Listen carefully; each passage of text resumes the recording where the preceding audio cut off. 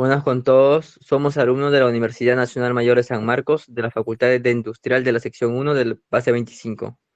En esta ocasión, mi grupo expondrá sobre ODS 1, fin de la pobreza para el curso de programación y computación. Vamos a empezar viendo qué es la ODS 1. La ODS 1 persigue poner fin a la pobreza en todas sus formas en todo el mundo. Entre sus principales metas está garantizar que toda la población, en especial los más vulnerables, tengan igualdad de derechos de recursos económicos, acceso a los servicios básicos, la propiedad y control de las tierras y los recursos naturales o las nuevas tecnologías. Objetivos de la ODS 1. Aunque la pobreza se ha reducido a la mitad desde el año 2000, sigue siendo necesario intensificar los esfuerzos destinados a incrementar los ingresos y aliviar el sufrimiento de las personas más vulnerables para las metas del año 2030.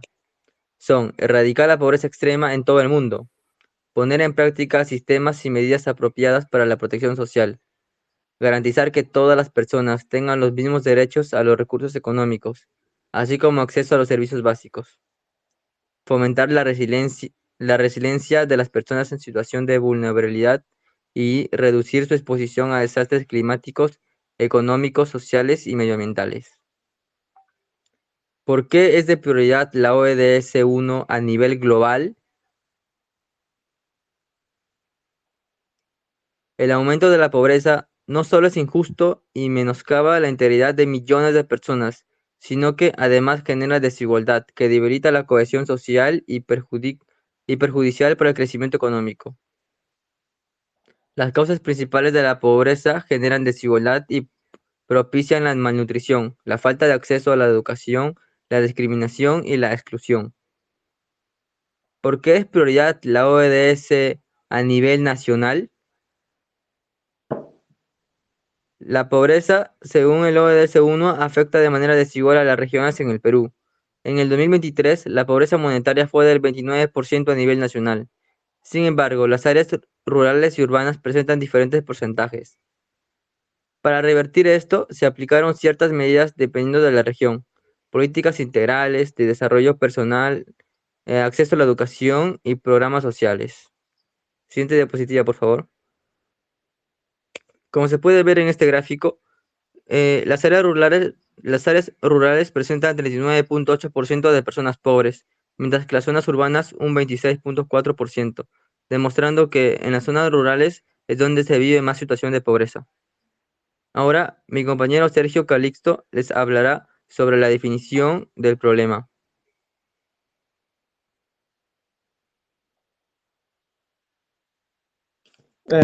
¿Mi parte tampoco se grabó? ¿O ahí queda? Oye, pero continúa. Mi nombre es Sergio Calixto Arias y yo les voy a explicar lo que viene a ser el planteamiento del problema. Definición. Se divide en cuatro partes, que sería la explicación, los datos de entrada, la formulación y los datos de salida. Explicación. La ODS-1 busca erradicar la pobreza en todas sus formas. En el Perú, las regiones presentan diferentes niveles de pobreza y características geográficas que requieren acciones diferenciadas. Para apoyar a las personas en situación de pobreza, el Estado debe otorgar becas, subsidios económicos y puestos de salud en proporción al número de personas pobres en dicha región. Datos de entrada. Acá podemos encontrar el nombre de la región a la que se va a estar investigando, eh, la población total, la región, el porcentaje de pobreza en dicha región y por último el tipo de zona, que sería si es rural o urbana. Siguiente, por favor. Formulación. Acá vamos a tener cuatro fórmulas. La primera que va a ser para calcular el número de personas en situación de pobreza en dicha zona. Esto para calcularlo va a ser igual al número de la población total por el porcentaje de pobreza. Luego vamos a calcular el número de becas que se va a entregar a dicha región. Y en este caso vamos a estar otorgando dos becas para cada 100 personas. Así que la fórmula sería el número de personas en situación de pobreza entre 100 por 2. Luego tenemos la fórmula para calcular los subsidios que se va a estar otorgando a dicha zona. que en este caso vamos a estar otorgando 3 subsidios económicos por cada 100 personas también. Y la fórmula sería que el número de personas en situación de pobreza entre 100 por 3. Y por último tenemos la fórmula para calcular el total de postas de salud, que se va a implementar una por cada 100 personas. Y la fórmula sería la cantidad de personas en situación de pobreza entre 100. Siguiente, por favor. Dato de salida. Aquí vamos a encontrar la cantidad total de personas en situación de pobreza, el número de becas que se va a estar entregando a la región, el número de subsidios económicos que se va a otorgar y el número de postas de salud que se va a implementar, pero solo en zonas rurales. Luego tenemos lo que vendría a ser el análisis. Acá en el módulo principal tenemos ver cuántas medidas aplicar a la zona. Comenzamos determinando la región que se va a investigar. Luego vamos a indicar la cantidad de la población, la tasa de pobreza y el tipo de zona, para después determinar la cantidad de personas en situación de pobreza. Luego vamos a realizar el cálculo del número de becas, el número de subsidios económicos y el número de postas de salud que se va a implementar. Y por último, va a mostrar el resultado aplicándolo en el problema real. Y con esto le doy pase a mi compañero Pois. Mi nombre es David Freddy Povich Caño. A continuación voy a explicar la parte del pseudocódigo. Comenzamos dando nombre al algoritmo, ¿no? En este caso, el nombre al algoritmo que le dimos fue cálculo recursos pobreza, ¿no? Esto nos ayuda a identificar su propósito. Luego pasamos con la lectura de datos, ¿no? Donde capturamos las variables que nos proporciona el usuario. Cada parte de escribir y leer pide un dato, ¿no? Y lo almacena en una variable. Luego pasamos con la parte de cálculo, ¿no? En la parte de cálculo asignamos 3 asignaciones donde aplicamos truncamientos para trabajar con enteros, ¿no? Luego pasamos a determinar cuántas personas están en pobreza, luego cuántas becas y subsidios corresponden según la regla por cada 100, ¿no? Después vemos la estructura condicional, donde implementamos la lógica para las postas de salud que solo aplican en zona rural, ¿no? La línea sí, entonces, si no, es la forma estándar de la condicional en pseudocódigo. Si la zona es rural, asignamos una posta por cada 100 pobres. Si no, ponemos cero, ¿no? Finalmente, mostramos los datos de salida. Eso es todo. Ahora a continuación voy a explicar la parte del diagrama de flujo, ¿no? En el diagrama de flujo, como observamos, comenzamos con el óvalo que inicia con el PROM recursos. Luego pasamos con los programas, que es la entrada de datos, ¿no?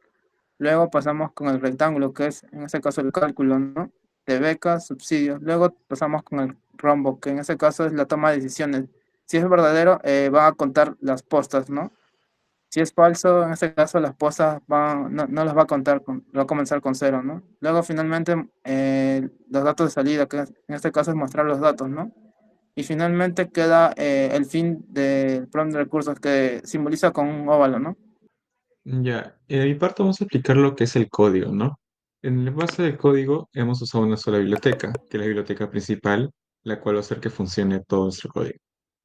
Luego hemos colocado el using namespace std, que nos sirve justamente para, luego de cada indicador, no colocar esto último y simplemente ir codificando de manera normal. Una vez que tenemos definido todo esto, que es la estructura principal, lo que vamos a hacer es ahora definir lo que es la función principal. En el caso de la función principal, hemos definido cuatro variables, la cual una tiene caracteres de 100, el cual se representa como un char. El otro es una entera, que es una población total. El otro es un double, porque es una cantidad muy grande. Y el otro es un char, porque también funciona con caracteres. Ahora, vamos a tener otras variables, las cuales son las variables que hemos calculado, ¿no? Las cuales tenemos cuatro, que son personas pobres, becas, subsidios y postes. Ahora, en este caso, este es más para una estructura del código. En este caso hemos puesto Cout para un título y luego hemos colocado respecto a lo que queremos calcular, ¿no? En este caso, primero indicadores de la región, la cantidad de población, la cantidad de porcentaje de pobreza que hemos tenido y recién en base a esto ver el tipo de zona y recién calcular. Personas pobres. ¿Cómo calculamos las personas pobres? Justamente un entero multiplicado por el porcentaje de pobreza sobre 100. ¿Cómo calculamos las becas? Personas pobres sobre 100 multiplicado por 2. Los subsidios, de la misma forma, personas pobres sobre 100 multiplicado por 3. Y al final vamos a tener una función if, la cual esto va a ser un indicador de diferencia para lo que son los tipos de zona, ¿no? En este caso es zona rural o si es zona urbana, como le hemos indicado en la parte de acá arriba. ¿Qué tipo de zona es? Esto trabaja con lo de acá. Entonces, tenemos el tipo de zona. Digamos que el tipo de zona en cero te da una variable R.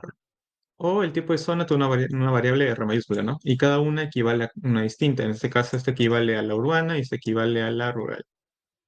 Entonces, si es que en este caso vota R, sería personas pobres sobre 100. Y en el caso vota R mayúscula, serían las postas, igual a cero. Y en el momento de mostrar resultados, hemos llegado al punto de que indiquemos acá la situación de pobreza. En este caso, cuando indicamos la situación de pobreza, tenemos a las personas pobres, la cual es la variable que hemos calculado. Luego la cantidad de becas, la indicamos con la variable de becas. Los subsidios, de misma forma, con la variable de subsidios. Las postas de salud con la variable de posta. Y al final va a indicar, en este caso, sería respecto a la porcentaje, a las personas pobres. Y estos son más que todo los datos que hemos colocado al inicio. O sea, los datos que hemos colocado en las preguntas que nos han dado al principio. Y ya, esto sería todo porque este indicador también justamente que se complementa con el acá arriba, con el tipo de zona, en este caso es más que todo para diferenciar de una manera más explícita lo que son las zonas urbanas o rurales. Muchas gracias.